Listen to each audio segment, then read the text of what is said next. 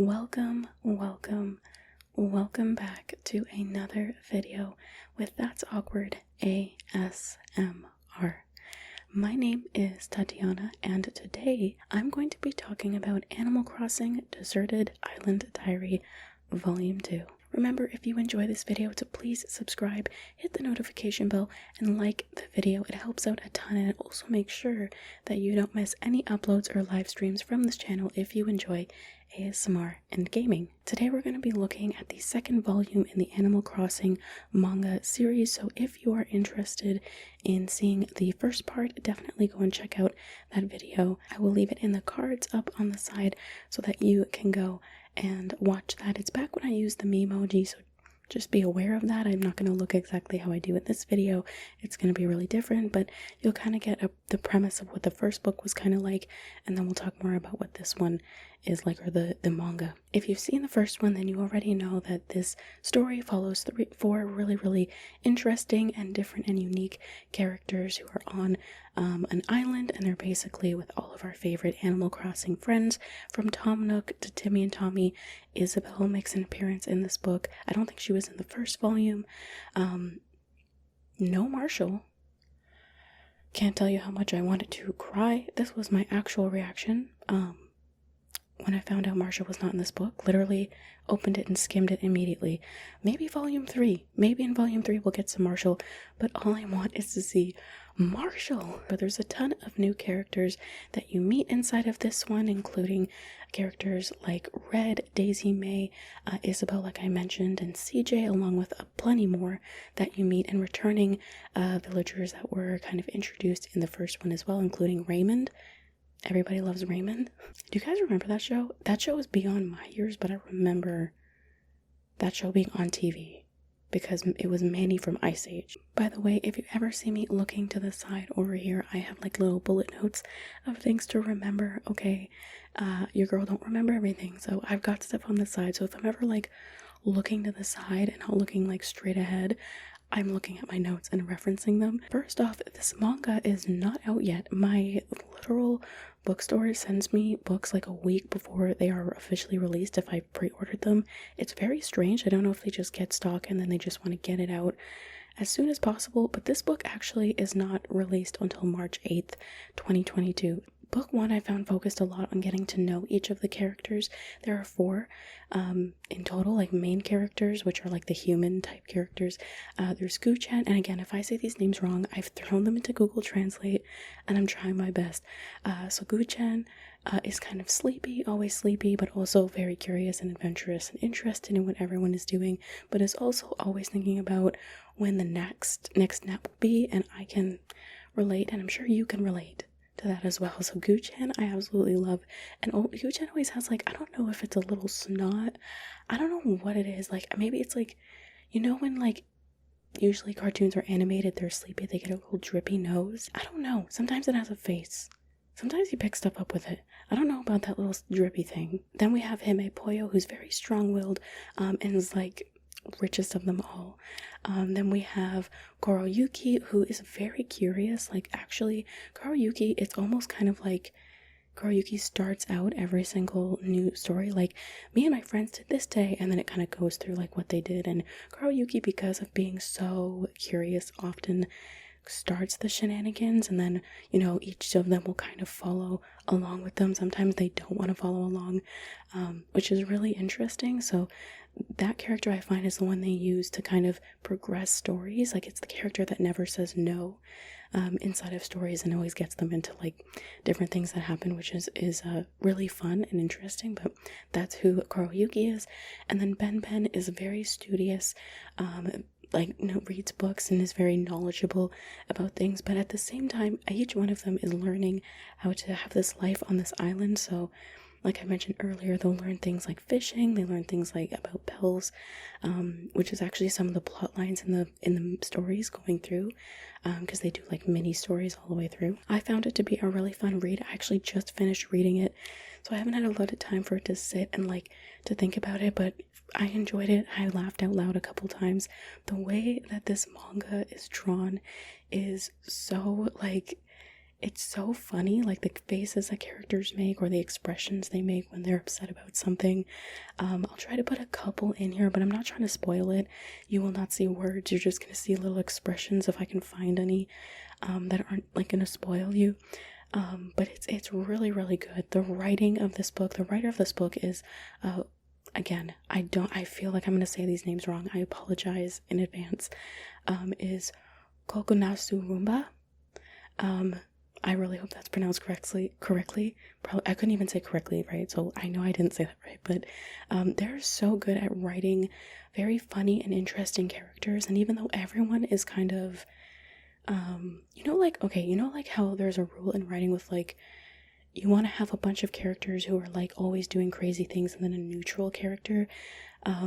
The one who I would say acts most neutral in situations to be like, hey, that's weird, is almost borderline Tom Nook. Like, Tom Nook will see them doing things and he'll just straight up be like, what are they doing? Like, that's dumb. And it's really funny because you're watching them do just absolutely not what they're supposed to be doing to make their island succeed.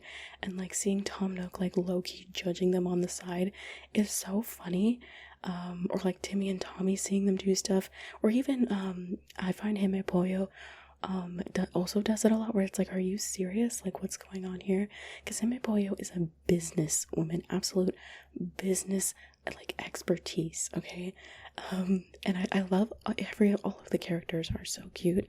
But yeah, like I find like everyone is kind of like all over crazy, but even the ones who are more like neutral in situations where they're like, hey guys, that's kind of weird, we shouldn't do that, they're also like doing weird crazy things and they'll get wrapped up in the shenanigans as well, which is really cool. But I feel like Tom Nook is mostly that grounded character. Like in each story there'll be one who's kind of like, what are you guys doing?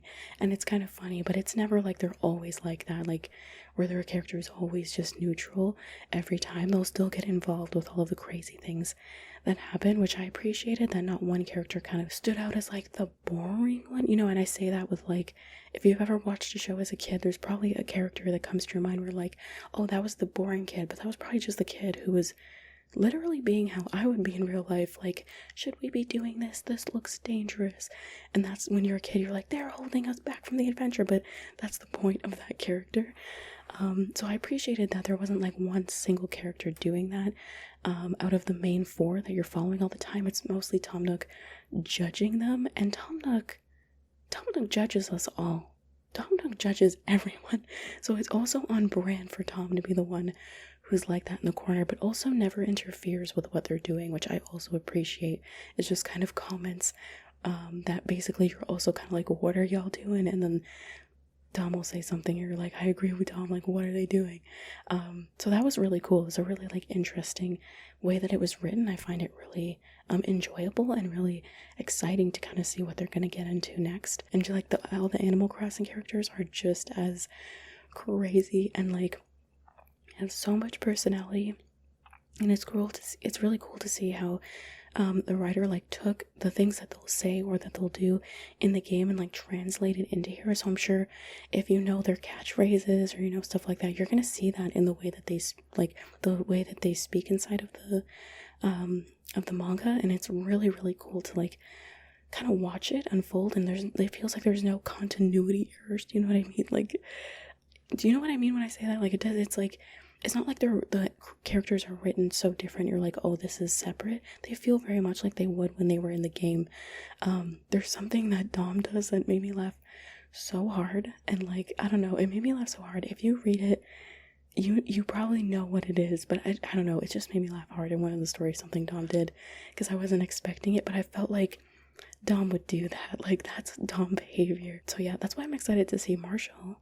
I want to see Marshall behavior out here. So that's just kind of like something I observed in this one that I appreciated, because I felt like in the first one we were just getting to know them, and this one feels like you kind of know them and you can kind of start to expect how they're going to react to certain situations, and sometimes they surprise you. It's not predictable, but it's really, really cute, and it's really like well done. I really, really enjoy the writing and the style of the story being told, very like exaggerated and over the top. I love manga and anime like that, so I really, really enjoy this manga so far. I have 3 favorite stories out of the 7 inside of this manga. The first one that I really love, these aren't in order in the book, but they're just the way I'm remembering them, is The Prince from Paradise. That one had me laughing. I just liked the vibes in that one. It was very interesting. It was like also showing us how a game mechanic that we know of kind of like could apply in this world. It was really cool.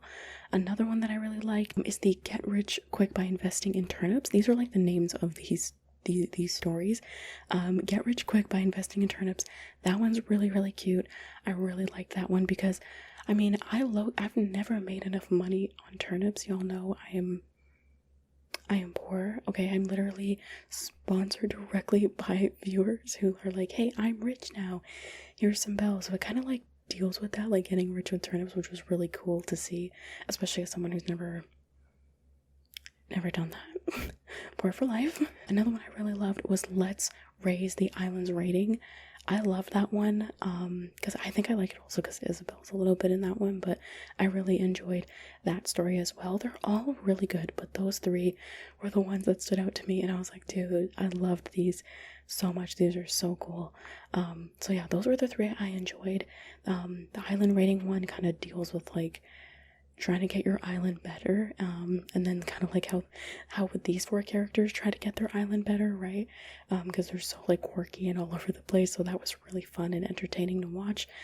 Also any of the stories where they're interacting with not only like because we meet a lot of Animal Crossing characters that are reoccurring characters rather than ones that live on the island, so any of the ones where they were also talking to the ones who live on the island that we met from the first volume was really cool to see. So there was a lot of interaction, I think, in those stories, from what I can remember. And it was really cool. At least in the Let's Raise the Island rating there were, and I thought it was really cool to see those like interactions and stuff. But yeah, there's a lot of new characters that they deal with. Some of the new ones, I don't know if I said this already, but Red, Jack, Daisy May obviously is in this one, Isabel, and then there's some other ones as well. So definitely I would say, again, I think I said this in the last one, if you enjoy Animal Crossing, if you're like an Animal Crossing stan, okay, you're like, I need everything Animal Crossing, you're probably going to really enjoy these little stories about these 4 really interesting characters, and like just seeing this world in a different way, like you're not the player but like watching all these events take place is really fun and really interesting. It's written really well, it's, you know, presented well, it looks great, it looks really cute, and like, again, I love the over-the-top over exaggeration of how things like expressions and stuff are drawn when something happens. Like, I love that. That's how I see real life. Like, I don't know about y'all, but I see real life like a little manga where like I can see all the like different expressions being like hyperbolized. Is that even how I use that word?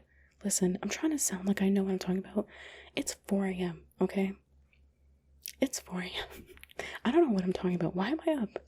Don't listen to me. No, but I recommend the manga. It's good. It's actually really good. If you enjoy reading manga, or even if you've never read it before and you're looking for something to jump into and you already like Animal Crossing, definitely check this out. You could even wait until maybe there's a couple more. I actually don't know when the 3rd volume's coming out. I have no idea when it's coming out, but I know that they probably are going to make another one. I'll have to go look because I have to pre-order it because I like reading them. I want to see what happens next, and I need Marshall. Let me know if you're gonna get it, because I think it'd be really cool to kind of like chat about it, but don't spoil anything. I tried not to spoil too much of exactly what happens. I gave you kind of synopsises of the 3 that I enjoyed, but let me know what your favorite one was. Put the title of your favorite one from the manga down below. There is another manga I want to talk about called Spy Family. My siblings and I got my siblings into it and they loved it. The anime is coming out soon, and so I'm trying to get the video out when the anime, I think it actually comes out next month. It's April or May. But when it's like closer to the release date of the anime, I want to talk about the manga because I've been reading it and it's like one of my favorites of all time. I've watched so much good anime and read so much good manga over the past 2 years. The Panty really got me like back into it because I had more time. And I was like, you know, I want to read and like watch more of my favorite things, and like I've seen some good stuff. I think I could even make a video about my favorite animes I've seen over the past, especially last year, and then manga that I've read. So if you're interested in that, definitely let me know. I'd love to make more videos, kind of, maybe not reviews, but just my like little thoughts on stuff. Again, I'm not a professional, and these are not written reviews. These are straight up off the cuff of my sleeve. I literally finish playing a game, reading something, watching something, and then I kind of just talk about it. And, you know, I'm not trying to tell you how to feel about anything. I'm just sharing how I felt about something. So if you want more videos like that, definitely let me know down below. I hope you enjoyed this video, and as always, I hope that you have sweet, sweet dreams of gaming.